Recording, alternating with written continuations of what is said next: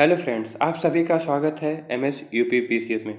दोस्तों, घटना चक्र पॉलिटी की क्लास में आज की क्लास में हम डिस्कस करने वाले हैं नागरिकता से संबंधित सभी क्वेश्चन। जितने भी घटना चक्र में दिए होंगे हम सभी कंप्लीट करेंगे। क्लास अच्छी लगे तो लाइक कीजिएगा, शेयर कीजिएगा। चैनल पर नए हैं तो चैनल को सब्सक्राइब करिएगा। आइए शुरू करते हैं। पहला क्वेश्चन है, भारत के संविधान के किस भाग में हम नागरिकता से संबंधित प्रावधानों को पाते हैं? तो ये है भाग 2 में। भारत के संविधान के भाग 2 के अंतर्गत अनुच्छेद 5 से 11 तक नागरिकता से संबंधित प्रावधान है। अगला क्वेश्चन है, नागरिकता से संबंधित प्रावधान संविधान के किस भाग में है? तो ये भाग 2 में है। अगला क्वेश्चन है, भारतीय संविधान के कौन से अनुच्छेद नागरिकता से संबंधित है? तो ये हो जाएगा आर्टिकल 5 से 11। अगला क्वेश्चन है, भारतीय संविधान निम्न में से कौन सी नागरिकता प्रदान करता है? तो भारतीय संविधान में एकल नागरिकता है। भारतीय संविधान एकल नागरिकता प्रदान करता है। भारत के प्रत्येक नागरिक की केवल एक नागरिकता है, अर्थात वह केवल भारत का नागरिक है। अमेरिका की भांति संघ एवं राज्यों की दोहरी नागरिकता का प्रावधान भारत में नहीं है। तो आप लोग ये ध्यान रखिएगा कि अमेरिका में दोहरी नागरिकता है लेकिन भारत में एकल नागरिकता है। अगला क्वेश्चन है, भारत में नागरिकता की निम्नलिखित विशेषताओं में से कौन सी सही है?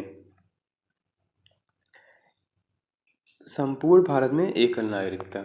अगला क्वेश्चन है, भारतीय नागरिकता नहीं प्राप्त की जा सकती। तो देखिए, जन्म से किया जा सकता है, देशीकरण से भी किया जा सकता है, किसी भूभाग के सम्मेलन से भी हो जाएगा। भारतीय बैंक में धन जमा करके ये प्रावधान नहीं है। एक बार देख लेते हैं कि किन प्रावधानों से भारत की नागरिकता प्राप्त की जा सकती है। तो भारतीय नागरिकता अधिनियम 1955 जो बाद में संशोधित भी हुआ, भारतीय नागरिकता के निम्नलिखित तरीके से प्राप्त की जा सकती है। भारतीय नागरिकता जो है निम्नलिखित तरीके से प्राप्त की जा सकती है। पहला है कि जन्म से, दूसरा है रक्त संबंध या वंश क्रम द्वारा, तीसरा है रजिस्ट्री द्वारा, और चौथा है देशीकरण द्वारा, और पांचवा है किसी भूभाग के भारत में सम्मिलन द्वारा। अगला क्वेश्चन है, भारत का एक नागरिक अपनी नागरिकता खो देगा। कैसे खो देगा? आइए देख लेते हैं। ऑप्शन में है कि भारतीय नागरिकता का परित्याग करता है, तो ये तो सही हो जाएगा। दूसरा है स्वेच्छा से अन्य देश की नागरिकता प्राप्त करता है, ये भी सही हो जाएगा। किसी अन्य देश के नागरिक से विवाह करता है, ये नहीं। दूसरा है सरकार की आलोचना करता है, ये भी नहीं। तो इसका सही उत्तर हो जाएगा ऑप्शन सी, केवल 1 और 2 सही है। अगला क्वेश्चन है, भारत के संदर्भ में निम्नलिखित कथनों पर विचार करना है। पहला है, भारत में केवल एक ही नागरिकता और एक ही अधिवास है। दूसरा है, जो व्यक्ति जन्म से नागरिक हो केवल वही राष्ट्राध्यक्ष बन सकता है। तो ये प्रावधान भारत में नहीं है, ये अमेरिका में है।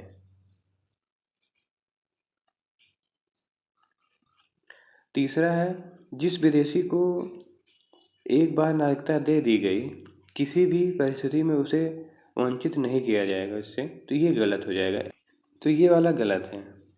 अगला क्वेश्चन है, नागरिकता संशोधन अधिनियम 2015 के अंतर्गत निम्नलिखित में से कौन भारतीय कार्ड धारक प्रवासी नागरिक के रूप में पंजीकृत होने के लिए अर्ह नहीं है? तो देखिए, पहला है एक अवयस्क बच्चा जिसके अभिभावक भारतीय नागरिक हैं। दूसरा है भारतीय नागरिक की विदेशी मूल की पत्नी। तीसरा है वे भारतीय जो विभाजन के उपरांत पाकिस्तान प्रवासी हो गए।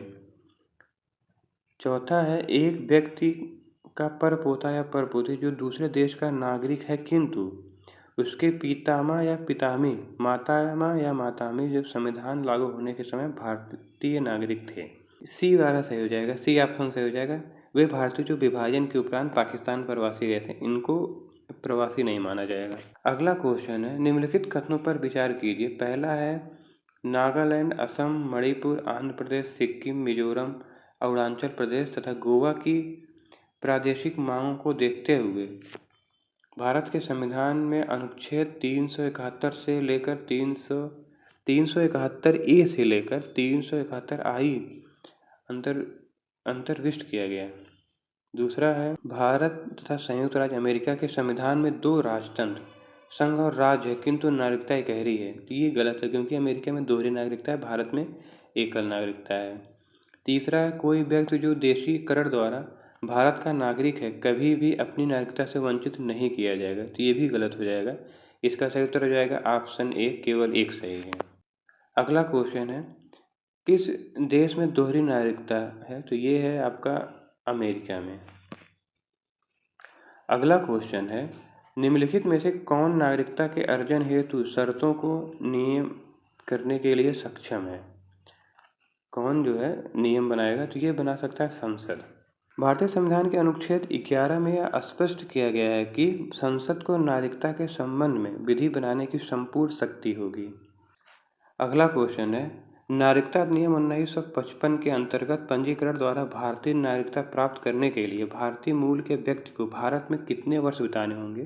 तो अभी हमने आपको बताया 7 वर्ष बिताने होंगे। अगला क्वेश्चन है, निम्नलिखित में से भारत में नागरिकता निर्धारण का विशिष्ट अधिकार किससे प्राप्त है? तो देखिए ऑप्शन में है न्यायालय, लोकसभा, राज्य सरकार, राष्ट्रपति और केंद्र सरकार। तो ये सभी ऑप्शन गलत है क्योंकि ये प्रावधान संसद को है। भारतीय संविधान के अनुच्छेद 11 के अनुसार भारत में नागरिकता के निर्धारण का विशिष्ट अधिकार संसद को प्राप्त है। अगला क्वेश्चन है, नागरिकता संशोधन अधिनियम 2019 संसद से कब पारित किया गया? तो ये पारित किया गया था 11 दिसंबर 2019 को। अगला क्वेश्चन है, नागरिकता संशोधन कानून कब पारित किया गया? ये पारित किया गया था 11 दिसंबर 2019 को। सो फ्रेंड्स, नागरिकता से संबंधित जितने भी क्वेश्चन दिए थे घटना चक्र में, हमने उसको कंप्लीट कर लिया है। अब अगले क्लास में हम मूल अधिकार से संबंधित सभी क्वेश्चन सॉल्व करेंगे। सो मिलते हैं नेक्स्ट क्लास में। पढ़ते रहिए, अपना ख्याल रखिए। All the best. जय हिंद।